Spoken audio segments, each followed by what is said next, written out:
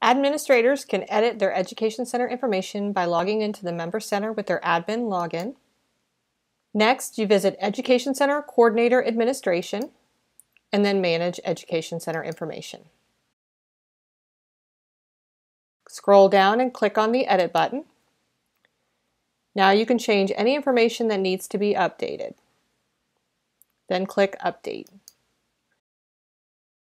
Other features that administrators can do: you can manage your instructor information. On this screen, you can choose to reauthorize your instructors or send certificates to them. To reauthorize an instructor, simply click on the box next to the instructor and then click Reauthorize. To send a certificate to that instructor, again, simply click on the box next to the instructor and send certificate.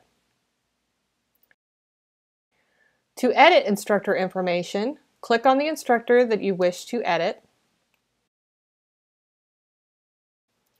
Change any information that you need to change,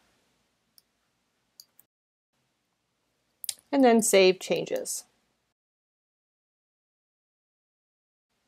You cannot delete instructors from this screen. To delete an instructor, you must send an email to membership@ecsinstitute.org requesting that an instructor be removed.